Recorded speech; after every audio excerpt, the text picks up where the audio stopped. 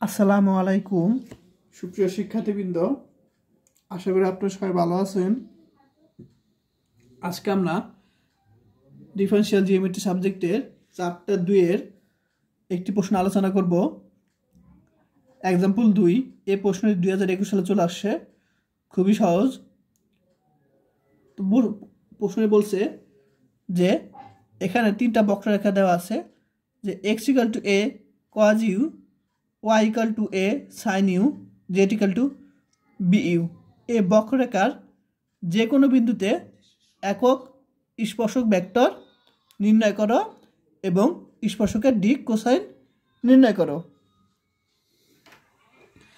তো প্রথমে আমরা জানব যে একক স্পর্শ ভেক্টরের সূত্র, সেটা হলো তোমার টি ভেক্টর = আর ভেক্টর ডট এবং আর ভেক্টর ডটের কি মডুলাস, মানে তার মান। তো আমাদের এখানে দেখো কি আছে, ইউ আছে, অর্থাৎ আমরা এইগুলোকে আমরা কি করব, ইউ এর সাপেক্ষে অন্তরীকরণ করব। ঠিক আছে, তাহলে এখানে ইউ এর সাপেক্ষে আমরা অন্তরীকরণ করব। এখন আমরা জানি কোনো কিছুকে যদি ইউ এর সাপেক্ষে অন্তরীকরণ করি, যেমন আরকে যদি আমরা ইউ এর সাপেক্ষে অন্তরীকরণ করি, তাহলে আমরা কি পাই, আমরা পাবো আর ভেক্টর ডট। ঠিক আছে, তো দেখো, তো প্রথমে আমরা লিখব প্রদত্ত বক্ররেখার পারমিতিক সমীকরণ। আমরা XYZ লিখলাম, লেখার পর আমরা কি করব, আর ভেক্টরের মাধ্যমে কি করব, প্রকাশ করব। কারণ আমরা জানি একক স্পর্শ ভেক্টর সূত্র কি, আর ভেক্টর ডট এবং আর ভেক্টর ডটের মান। কিন্তু এখানে কি আর ভেক্টর নেই, অর্থাৎ আমাদের আর ভেক্টরের সূত্র কি জানি, XYZ, অর্থাৎ x এর মান বসাবো, y এর মান বসাবো, z এর মান বসাবো। এখন আমাদের লাগবে ডট, মানে কি এটাকে ইউ হিসাবে অন্তরীকরণ করব। এখন এ তো এখানে ধ্রুবক আছেই, এখন cos u কে যদি আমরা অন্তরীকরণ করি ইউ সাপেক্ষে মাইনাস সাইন ইউ পাবো।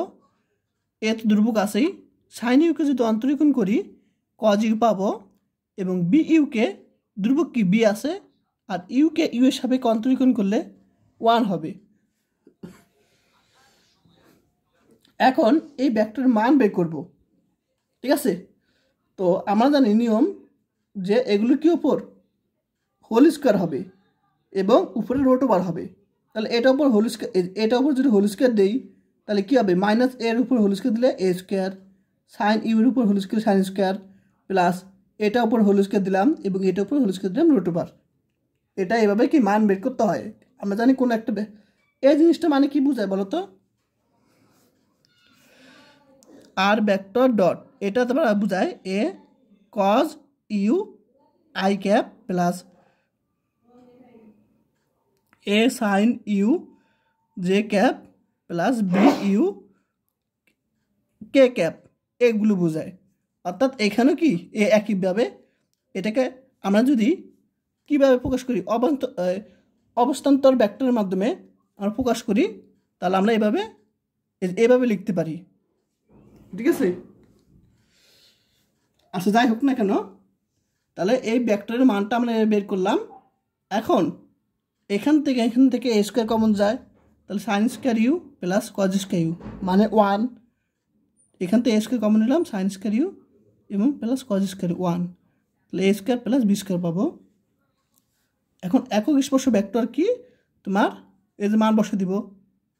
ঠিক আছে, অর্থাৎ আমরা কি করব, এটার নিচে একবার এটা লিখবো, এটার নিচে একবার এটা লিখবো, এটার নিচে একবার এটা লিখবো। আশা করি সবাই ক্লিয়ার।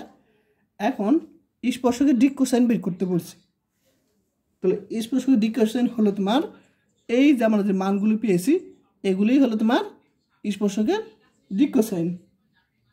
ঠিক আছে, আজকে ক্লাস এই পর্যন্তই, সবাই ভালো থাকবেন, আল্লাহ হাফেজ। আর যারা এখন আমার ইউটিউব চ্যানেলটি সাবস্ক্রাইব করে নাই এখনই করে দিও। আর যারা কোর্স করতে চাও তারা এই নাম্বারে যোগাযোগ করবে 014-064-86940। কোর্স ফি 360 টাকা।